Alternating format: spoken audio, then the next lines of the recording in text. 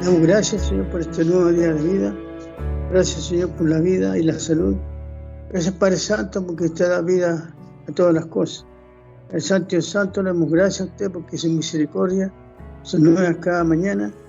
También, Señor, queremos en esta hora pedirle perdón por nuestros pecados, que haya con el pensamiento, el mirar o cualquier cosa pecamos. Esperamos, Señor, que la sangre preciosa de nuestro Señor Jesús nos lave y nos limpie de todos los pecados. También oramos, Señor, que podamos estar atentos para escuchar su palabra, para aprender de usted, Señor, un poquito más cada día, para la gloria de su nombre, para que podamos crecer en el conocimiento de su palabra, Señor. Porque su palabra, Señor, tiene poder para sobreedificarnos. Padre Santo y el Santo, oramos por todos nuestros hermanos que están enfermos. Oramos por ellos en el nombre de nuestro Señor Jesús. También oramos por nuestros hermanos que no han podido conectarse. Oramos que usted sea con ellos, ayudándolos, Señor, dándolo por misericordia. Padre Santo y Dios Santo, también oramos por nosotros, por cada uno de nosotros. Que usted nos ayude, Señor, en estos tiempos que están muy difíciles para toda la humanidad. Que podamos mantenernos, Señor, firmes, confiando en sus promesas y en su palabra. Padre Santo, Dios, gracias en el nombre de nuestro Señor Jesús, que nos permite congregarnos, Señor, a través de estos medios. Gracias, Señor, porque usted es el mismo ayer, hoy, por todos los siglos. Esperamos, Señor, que su Santo Espíritu nos ayude en esta hora, nos fortalezca, Señor, y si estamos débiles, Señor, nos dé nuevas fuerzas, y si estamos enfermos, Señor, que nos sane por misericordia. Entregamos, Señor, este servicio en sus manos, y le damos gracias, Señor, porque usted es bueno, y para siempre es su misericordia. Le damos gracias, Padre Santo, en el nombre de nuestro Señor Jesús. Amén. Ahora vamos a pasar a la palabra de Dios y vamos a ir a el San Juan capítulo 15, por favor. El Evangelio según San Juan capítulo 15. Y vamos a ver que nuestro Señor Jesucristo siempre cuando hablaba, Él hablaba con relación a ejemplos de cosas naturales que se podían ver, se podían palpar, se podían saber, ¿ya? Y aquí vemos que él habla acerca de la viña y podemos decir en esta hora que los más grandes viñedos que existen actualmente, los mayores productores de uva del mundo, en primer lugar está China, después está Italia, Estados Unidos, España, pero también Israel tiene viñedos y en Israel es el único país del Medio Oriente que produce vinos profesionales y comerciales. Y sabemos que la producción de vino en Israel se remonta a tiempos muy antiguos, bíblicos. Y este país en general, Israel, tiene divisiones regionales de producción de viñedos o de uva, podríamos decir. Ahora, ¿cuántos años dura una planta de la vid? Y escudriñando sobre esto, veo que la planta natural puede tener una edad media de vida de unos 50 años, aunque algunas viñas llegan a durar cientos de años. Pero cuando más envejece la planta, menos uva produce, pero el vino resultante es mejor. Y en los primeros 3 años de vida de la vid se desarrolla, pero las uvas no sirven para hacer un vino bueno. Y esto es increíble, porque meditando sobre este asunto, vemos que Jesús tuvo que trabajar con sus discípulos durante 3 años y más para que pudieran dar un verdadero fruto cuando Él partiera de esta tierra. Y pareciera también que los primeros años de la vida cristiana tienen que fortalecerse para poder dar buenos frutos. Sé que si usted es un cristiano, porque muchas veces las personas dicen, no, el Señor me tiene que dar todo. El Señor, no, yo espero en el Señor nomás, en los primeros años de su conversión. Pero usted tiene que leer la Biblia, tiene que orar, tiene que juntarse con los hermanos, tiene que buscar líderes espirituales que puedan edificar su vida. no líderes que, como lo hemos visto en otras ocasiones, que son líderes que se aprovechan de las ovejas engañándoles y tomando distorsionadamente pasajes bíblicos. Entonces, ¿qué es la vida en la Biblia? ¿Qué significa? Y cuando Jesús habla en este pasaje bíblico de San Juan capítulo 15, vemos que la vida es la fuente, el sustento de la vida. Y por eso Jesús quiere especificar claramente que Él es la fuente y el sustento de la vida espiritual en las personas. Y las ramas, como vemos, Él las compara con sus discípulos, con sus hijos. Y las ramas deben permanecer en la vid para vivir y para poder dar frutos buenos. Entonces vamos a leer este pasaje bíblico de San Juan capítulo 15 del versículo 1 al 11 y le vamos a dar lectura en el nombre del Padre, del Hijo y del Espíritu Santo y que el Señor nos dé claridad. Porque a lo mejor usted ha escuchado muchas veces este pasaje bíblico, pero a lo mejor ha perdido partes de lo importante que es para nosotros como cristianos, como amantes del Señor, como personas que queremos crecer espiritualmente. Y es por eso que debemos de prestar atención a la palabra de Dios. Y San Juan capítulo 15, el versículo 1 al 11 dice lo siguiente. Yo soy la vid verdadera y mi Padre es el labrador. Todo pámpano que en mí no lleva fruto lo quitará, y todo aquel que lleva fruto lo limpiará para que lleve más fruto. Ya vosotros estáis limpios por la palabra que os he hablado. Permaneced en mí, y yo en vosotros. Como el pámpano no puede llevar fruto por sí mismo si no permanece en la vid, así tampoco vosotros si no permanecéis en mí. Yo soy la vid, vosotros los pámpanos. El que permanece en mí y yo en él, éste lleva mucho fruto, porque separado de mí nada podéis hacer. El que en mí no permanece será echado fuera como pámpano y se secará. Y los recogen y los echan en el fuego y arden. Si permanecéis en mí y mis palabras permanecen en vosotros, pedid todo lo que queréis y os será hecho.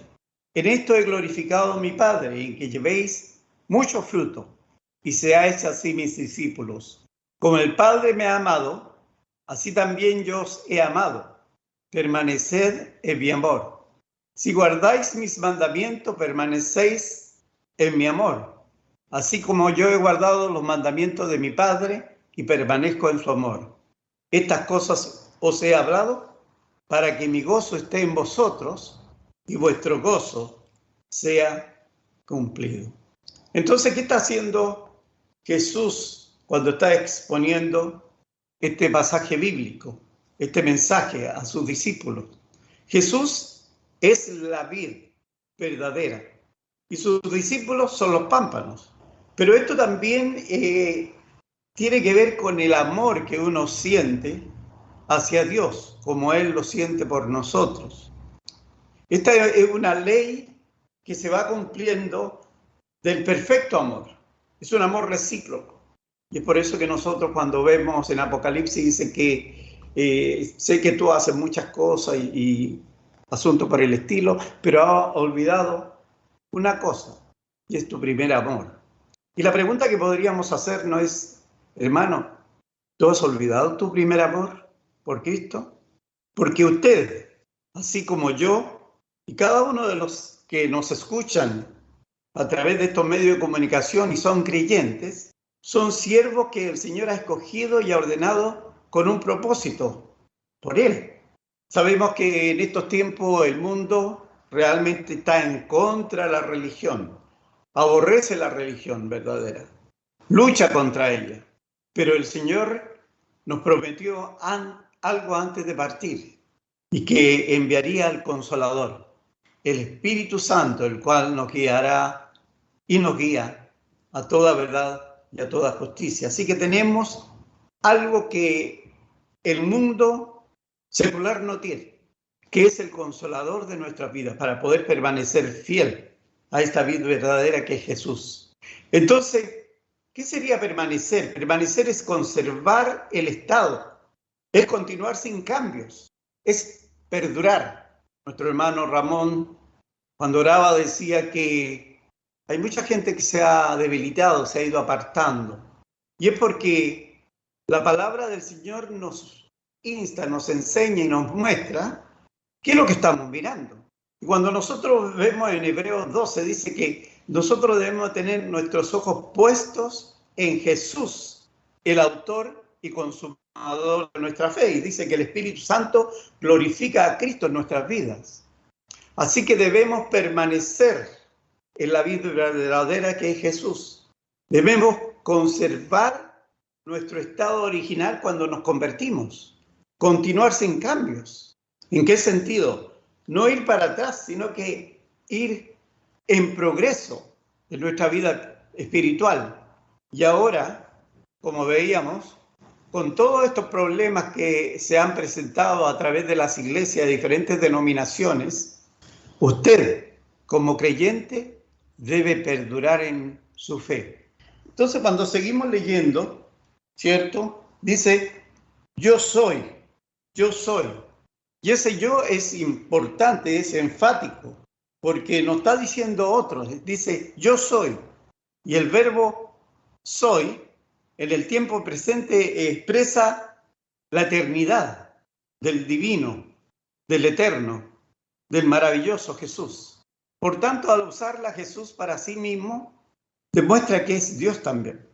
En el capítulo 6, donde aparece el primer gran yo soy, dicha expresión se ha convertido en una declaración del carácter divino. Y es por eso que cuando Jesús dice, yo soy la vid verdadera y mi Padre es el labrador, Cristo es el verdadero, es el centro de la unidad, la fuente verdadera de la vida. Y por eso que hace una ilustración de la vid unida a los pámpanos.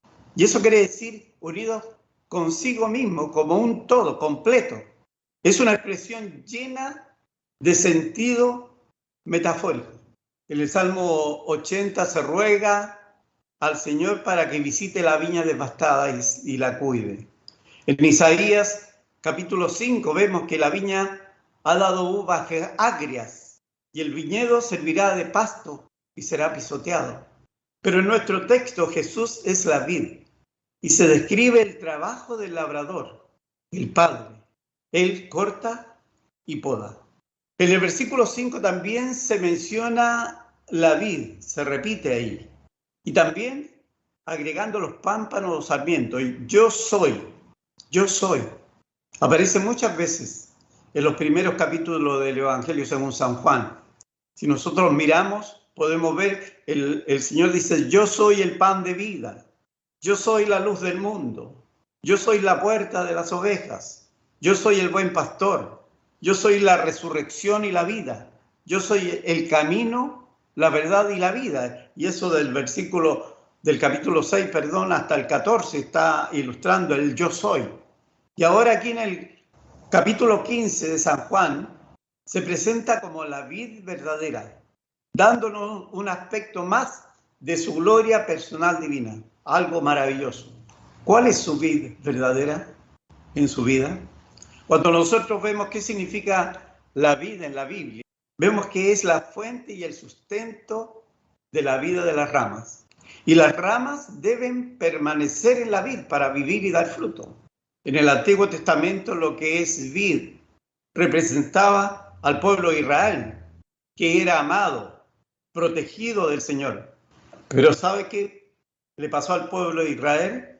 Por su orgullo, por su idolatría, por su desobediencia continua, por su testarudez, se convirtió en vid salvaje, que solo producía uvas amargas. Y eso usted lo puede leer en Isaías capítulo 5. Entonces Jesús especifica claramente que Él es el yo soy. Cuando Moisés se acercó a Dios y le dice, ¿quién digo yo que eres tú? Dile que yo soy el yo soy.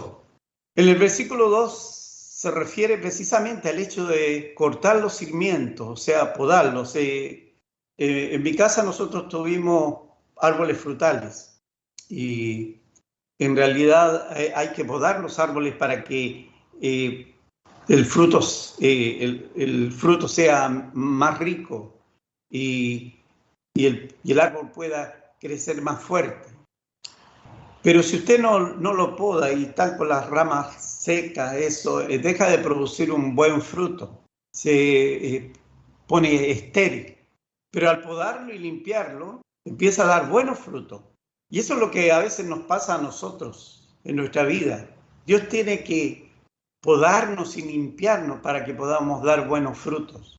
Y a través de la Biblia Él nos muestra, ¿no es cierto? Nos muestra cómo, si nosotros vamos a Gálatas capítulo 5, dice, quítese de vosotros toda amargura, ira, contienda, disensión, herejía, envidia, borrachera, y todo este tipo de cosas. Y eso es, ¿cierto? Limpiar para que podamos dar mejores frutos. Entonces la figura del viñador siempre está relacionada con el conocimiento de la vid. Sabe qué hacer, cómo cuidarla y de qué forma cortar y podar y mantenerla. Y es por eso que en el Isaías capítulo 5, como hemos hablado, la palabra del Señor nos dice, ahora cantaré por mi amado, el cantar de mi amado a su viña. Tenía mi amado una viña en una ladera fértil, la había cercado y despedragado y plantado las vides escogidas. Había edificado en medio de ella una torre y hecho también en ella un lagar. Y esperaba que diera uvas y dio uvas silvestres. Y ahora, pues, vecinos de Jerusalén y varones de Judá, juzgad ahora entre mí y mi viña. Y eso es lo que nos está explicando el Señor. El Señor se preocupa de nuestras vidas. El Señor quiere limpiarnos, purificarnos, santificarnos, hacernos mejores. Él lo hace todo, pero nosotros a veces nos negamos a que Él lo haga. Entonces debemos preguntarnos, ¿qué más se podía hacer por esta viña? ¿Qué más podía haber hecho Dios por ellos? ¿Qué más puede hacer Dios por nosotros? Si ya lo tenemos todo. Tenemos la Biblia, tenemos el Espíritu Santo. Hemos sido salvos por la gracia de nuestro Señor Jesucristo, que murió en el madero de la cruz por nosotros. Resucitó al tercer día, subió a los cielos, intercede por nosotros. Ha ido a preparar morada para nosotros. ¿Qué más puede hacer? Dice que cuando oramos Él nos escucha. ¿Qué más podría hacer? Entonces debemos lamentar lo que pasa en otro de nuestros hermanos. Después de mucho tiempo que el Señor ha trabajado en sus vidas, no dieron uvas dulces, sino uvas silvestres, uvas amargas. ¿Qué quiero decir eso? Se apartaron de la vid verdadera. Y es por eso que el Señor esperaba de Israel que fuese una nación santa que le adorara.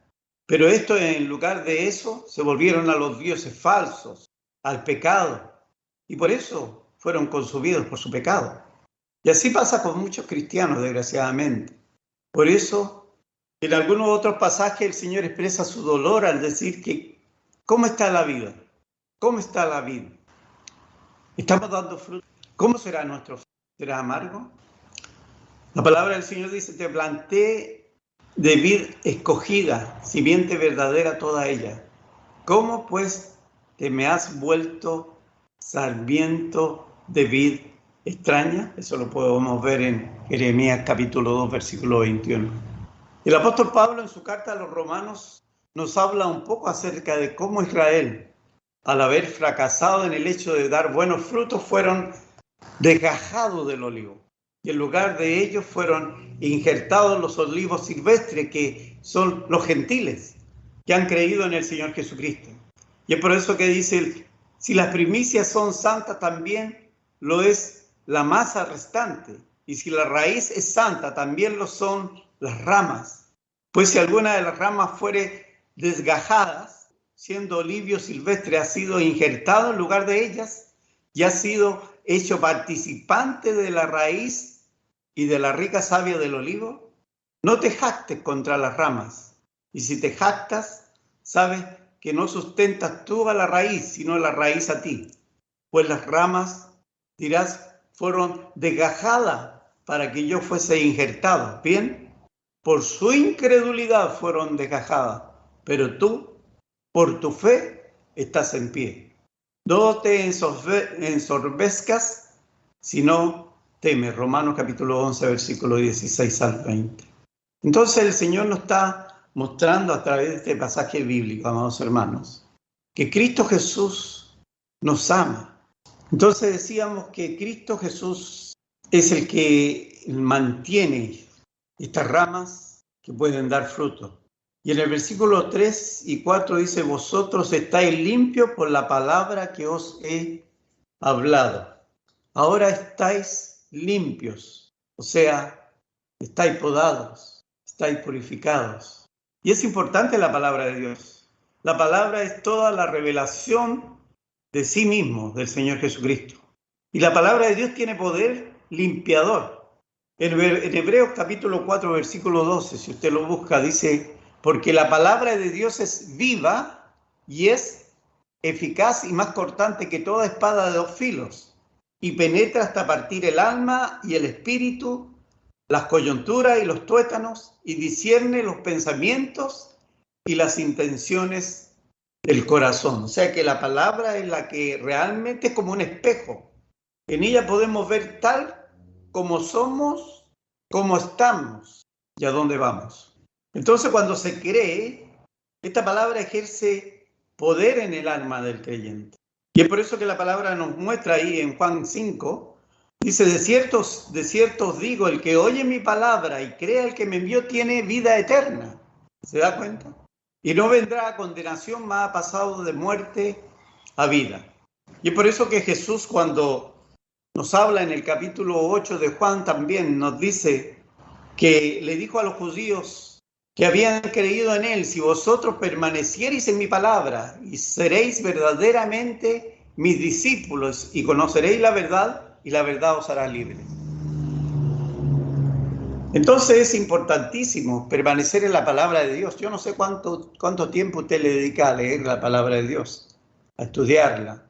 Hay muchas personas que se conforman porque nosotros venimos de una iglesia tradicional en la cual el sacerdote hacía todo por nosotros, inclusive nos daba la eternidad, porque a través de la iglesia usted era salvo y a través del bautismo usted se le habían quitado todos sus pecados cuando estaba chiquitito, cuando no los tenía. Entonces debemos de darnos cuenta que la palabra de Dios es verdad. Ella nos purifica, nos santifica y nos guía a toda verdad. La palabra del Señor dice que nos exhorta, nos redarguye, nos reprende. Y es por eso que el que rechaza a Jesús y no recibe sus palabras, tiene que le juzgue.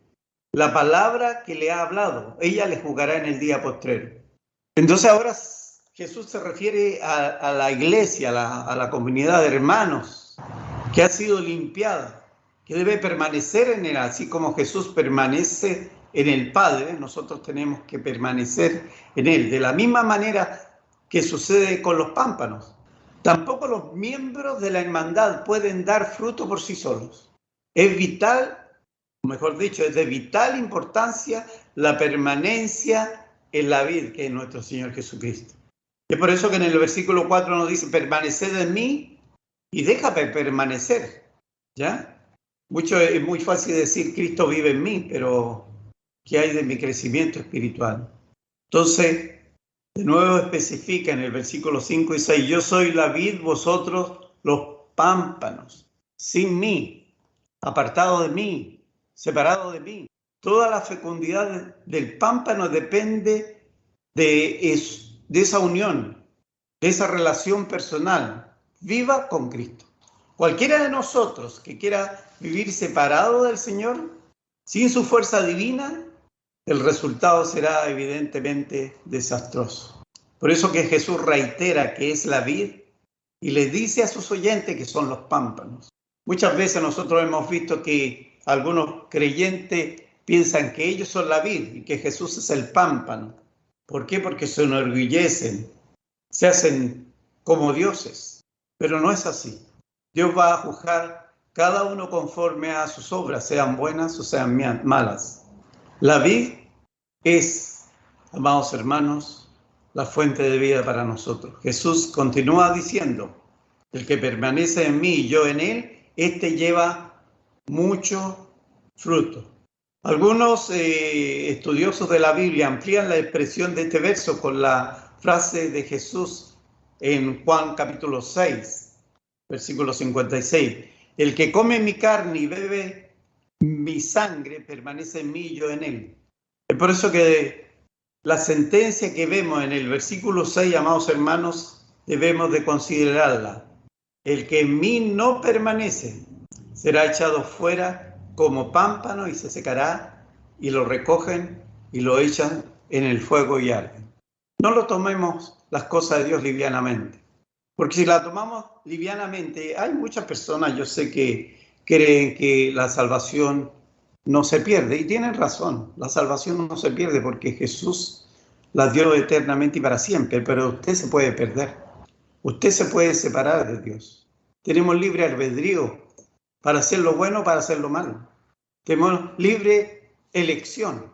Dios no nos ha hecho un robot, Dios no nos ha hecho un monigote, Dios nos ha hecho un ser humano que puede razonar, que puede pensar, que puede analizar y que puede elegir lo mejor. Pero como hemos visto, muchas veces se elige lo peor, que trae consecuencias amargas a la vida de los hombres. De nuevo repite en el versículo 7, si permanecéis en mí y mis palabras permanecen en vosotros, pedid todo lo que queráis y os será hecho. Dios contesta la oración. Toda gracia y toda bendición en nuestra vida es a través de nuestro Señor Jesucristo. Es el fruto espiritual.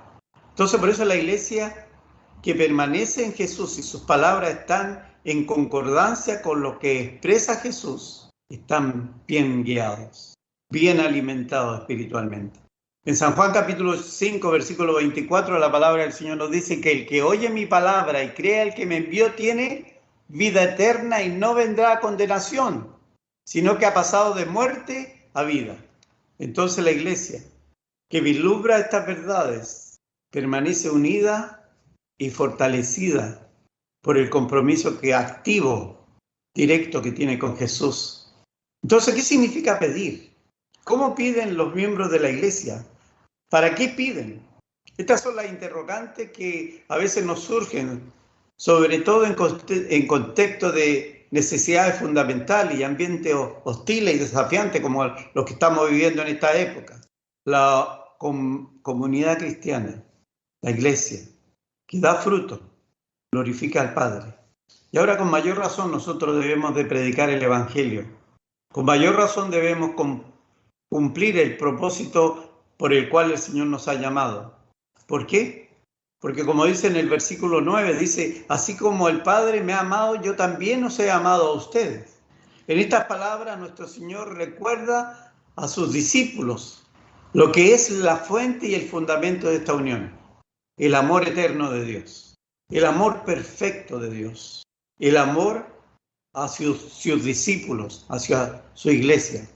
Permanecer en ese amor, amados hermanos, significa en algo muy profundo, permanecer en el Espíritu y en la vida de Cristo. Entonces, para ir cerrando, le puedo decir que la permanencia en Cristo es el fruto de un cuidado mutuo, de una relación sana, que realmente nutre a la iglesia y que también hace crecer la vida espiritual en nosotros para poder también compartirlo al mundo. Cristo es todo para nosotros y debemos permanecer en Él, permanentemente, de continuo, firmemente, para siempre, para que el fruto del Evangelio florezca y no solo bendiga nuestras vidas, sino que también bendiga a aquellos que nos rodean. El Salvador de todos nosotros es Jesucristo, así como su iglesia que lleva su nombre eterno. Que el Señor los bendiga, amados hermanos, que esta palabra caiga en buena tierra y pueda dar fruto. Que la palabra del Señor permanezca en sus vidas. Y recuerde, una vez más, les recuerdo que debemos permanecer en nuestro Señor Jesucristo. Él es la vida. Jesucristo es el camino, la verdad y la vida. Y permanecer, como les decía al principio, es conservar el estado, es continuar sin cambios, es perdurar en la fe cristiana. Un abrazo grande para todos, muchas bendiciones y vamos a orar. Padre, te damos muchas gracias por tu palabra, porque tu palabra no nos ha dejado ciegos, Señor, no nos ha dejado a media, sino que a través de ella podemos saber quién eres tú, Señor, quién nos creó a nosotros y todo lo que nos rodea. Y también sabemos que a pesar de que nuestros padres, los primeros, Adán y Eva, fallaron, tú has permanecido fiel. Has querido levantar a esta humanidad a través de tu palabra, de tu Santo Espíritu y a través de la obra redentora de nuestro Señor Jesucristo.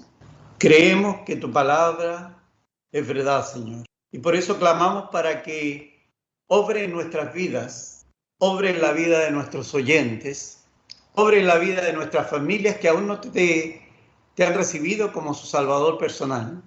Y que a través de esa fe que nuestro hermano Álvaro estuvo compartiendo, de esa unión espiritual que nuestro hermano José estuvo hablando de las cartas de Juan, que a través de tu palabra, de este evangelio, Señor, de Juan, podamos ir creciendo cada día más para la gloria de tu nombre, porque sabemos que tenemos un final en esta vida natural, en esta vida presente, Señor. Es por eso que tu palabra nos dice que nada hemos traído y nada nos llevaremos, solo lo que está adentro. Y es esa fe, esa pasión, ese deseo de continuar en esa comunión con nuestro Señor y nuestro Salvador, Cristo Jesús. Que a cada uno de los oyentes que han escuchado estas palabras puedan meditar sobre ellas, puedan tomar la decisión de creer en nuestro Señor Jesucristo si aún no lo han hecho. Y déjenme decirles, la palabra del Señor dice, he aquí la bendición y la maldición, he aquí la vida y la muerte. Elige la vida. Jesucristo es el camino, la verdad y la vida verdadera. Y nosotros somos solamente los pámpanos. Bendiciones para todos. Gracias.